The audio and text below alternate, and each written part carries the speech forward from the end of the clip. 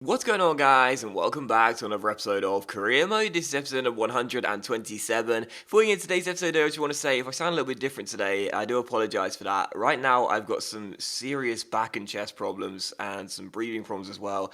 I don't know why, I've just got a lot of pain right now in those areas, and I'm not really sure what's causing it. Happened on Sunday night, and it sort of just got progressively worse through the night. Tried to sleep it off. It's now Monday afternoon, and for some reason, it's just still there, so I'm not really sure what's going on, but I'm sure it's nothing. I'm sure I'll power through, but if I sound a little bit different, that's the reason why it sort of hurts to keep breathing, which isn't great. But yeah, hopefully it'll be okay and it won't be too noticeable. But anyway, guys, in today's episode, we take on Barcelona, 41st game of today's episode here, away from home at the Nou Camp in the Champions League quarter-final first leg. So Barcelona are back. Of course, we had the rivalry with them, if you will, with Watford, taking them on in two consecutive Champions League finals. We'll note that we did beat them in both Champions League finals, but anyway, taking on Barcelona here. I said that when we were managing Watford, I could see a series rivalry brewing with Barcelona, and I think that is going to be the case here. Taking them on in the Champions League quarterfinals away in Spain for the first leg, coming on the back of a very good 2-0 victory against Juventus in the last game as well. Right now on a 5-game win streak and a 5-game clean sheet streak as well.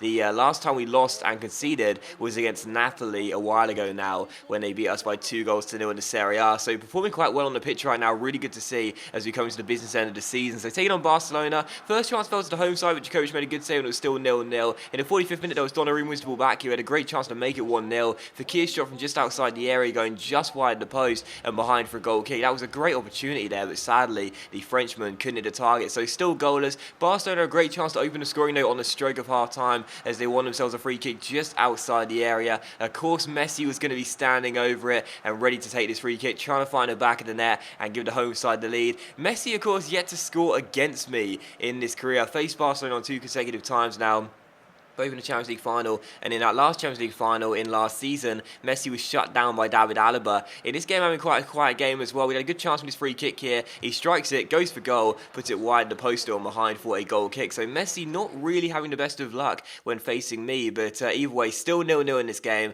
and that was the score at half-time as well. So half-time here at the Camp Nou, or the Nou Camp, whichever you call it, and it was goalless as things stood. So I didn't mind this scoreline as things stood, 0-0. You know, Barcelona are a really good side, of course. One of the best in the game, one of the best in career mode as well. I didn't mind the score as things stood, but to be honest, I was thinking to myself, we should really go for an away goal here, because even if we concede, because we had a 5-game clean sheet streak, it means that going home, Barcelona will have to score, even if this game finishes 1-1, for example. So in the second half, I really tried to up the intensity and try and grab goals. We had a great chance 5 minutes after the restart, but Marco Ryan Tala fluffed his lines there and put that shot wide of the post. That was the one person I wanted that chance to fall to, but sadly, he couldn't hit the target. So still 0-0. A few minutes later, though, a great ball through by Ryan Tala, releasing the ball for Fakir here one-on-one, but again, a really poor finish from me controlling Fakir. Put the shot straight at Claudio Bravo, and the Chilean had a simple save, and that was just such a big miss there. Should have taken a touch, but the nerve sort of got to me there, and the adrenaline took over, but it was still goalless. A couple minutes later, once again, Djokovic makes a really good save there and keeps it at 0-0. Our Canadian goalkeeper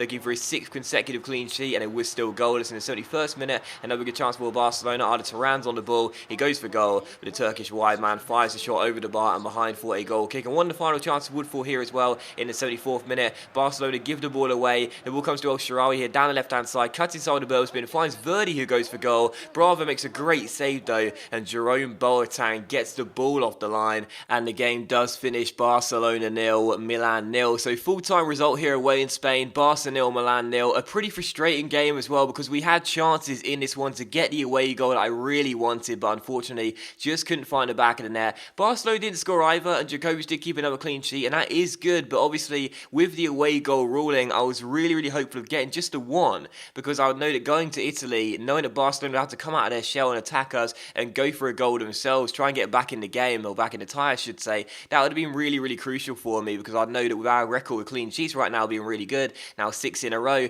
that would be hard for them to do. So I'm a little bit frustrated myself really for not showing more urgency when going forward and attacking, and we did have a few good chances, you saw them there, but maybe I could have gone to attacking a little bit earlier than when I did. Maybe I could have thrown on an extra striker or something. We got the resources to do that, but I just thought, I didn't want to throw the game away and lose for the first time since the Napoli game by chasing that. So in the end, we settled for a goalless draw. And again, it's not a bad result. It's Barcelona away, for goodness sake. It's not a bad result at all, 0-0. But due to the away goal ruling, I think I might have played that one wrong. But we'll have to wait and see what happens at the San Siro. But for the second game of today's episode here, the second of 3 games in today's episode, we are back to Italy and back in this area as we will take on Roma here away from home at the Stadio Olimpico. Taking on Roma here. Obviously, Roma right now in 3rd place. It's very unlikely they'll get back in the title race with just a few games to go. But if they want to, they have to beat us here at home. Otherwise, surely it will just be split between us and Inter to see who will win the title. They had a great chance in the 30th minute to open the scoring in this game as well. But what a save by Jeremy Jakovic. He's looking every bit worth of that £4 million plus Muslera deal we agreed for him in January. He has been fantastic for us since coming in. 6 clean sheets in a row right now, looking for a 7th in a row as well. He's been really good, and what a save that was. But the game had a few chances in this game, but to be honest, neither side looked really composed in front of goal. And with 10 minutes to go, it was still 0-0 in this game, and Roma had one final chance here, and a really good one as well. They worked their way inside the area, and it fell to Florenzi, but he completely, I don't know how he sort of hit that shot, but it went way wide and way over the bar, and it wasn't handsome in any way. It was a terrible, terrible shot, and the game did finish as a goalless draw. So just like in the Barcelona game, another 0-0, 2 consecutive 0-0s, not the most exciting, so I do apologise for that, but both defences played quite well, but there were a couple of chances for either side, but neither team really looked good when going forward. It was sort of one of those games where you're controlling your players, but you feel as though you don't feel sort of comfortable. Do you know what I mean? You feel like they're a little bit blocky, a little bit sort of stuck in the mud sometimes.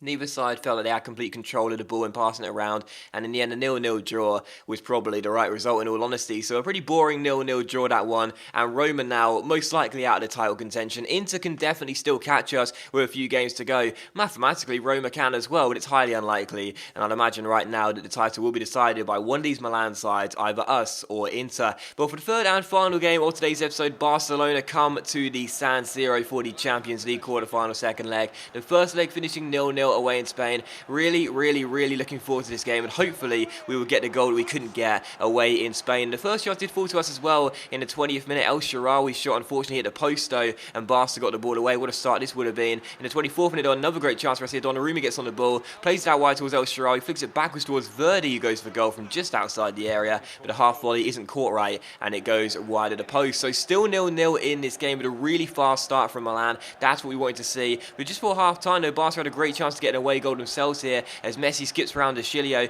gets himself inside here. Lovely dribble from Messi, but unfortunately for him, couldn't hit the target, and the shot goes into the side netting and behind for a goal kick. And at half time, as you can see here, Barcelona had absolutely dominated possession here in Italy, 61% of the ball, and had more chances as well, despite not too many highlight moments. But it was still 0-0 in this game. But the second half here, 19 minutes after the restart, this shot from Pogba goes over the bar and behind for a goal kick. And in this second half, I have to admit, I struggled massively to get the ball off Barcelona. It's not a surprise to hear me saying that due to how good they are at keeping hold of the ball. But every time I got the ball, I kept on giving it away and giving Barcelona more chances. Another great one there for Sergio Roberto. That shot going wide, the post on behind. In the 72nd minute, another great chance for Barca. Arda Turan on the ball, gives the ball, Pogba who goes for goal. It was causing me problems all game, but that shot goes wide, the post on behind for a goal kick, and it was still 0-0 in this game. But Barcelona's pressure was relentless. They kept on attacking us, kept on going for a goal that would surely win them the game. And unfortunately for me, in the 75th minute, I made an absolute howler with Daniele Rugani, who came in January. He's been a really good centre-back for us, part of the defence that kept those 7 consecutive clean sheets, but unfortunately,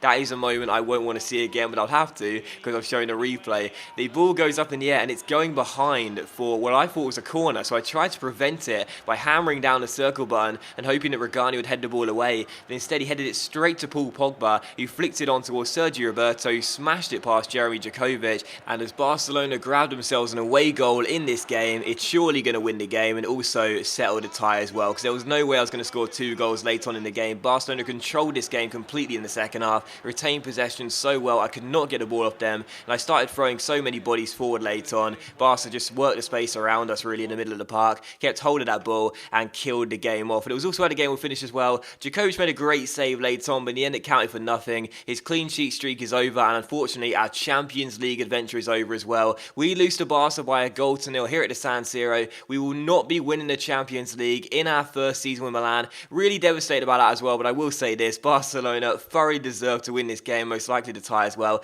62% possession in this game here at the San Siro. They controlled the midfield so well. Paul Pogba got put on a masterclass, really. He was fantastic, and in the end, it is a win for Barcelona. So disappointed about that. We beat Barcelona twice with Watford, sadly not once with Milan in the 2 attempts we have. Barca get the better of us. They are through to the Champions League semi-finals, as they'll be going for 3 Champions League finals in a row, and unfortunately for us, we just have to concentrate on winning the Coppa Italia and the Serie A as well. But that is going to end today's episode of Career Mode, though, guys, so thank you very much for watching the video. Really hope you have enjoyed it. If you have enjoyed today's episode of Career Mode, then please do leave likes. That's of course much appreciated, and really help my channel out, and I'll see you for the next episode of Career Mode very soon.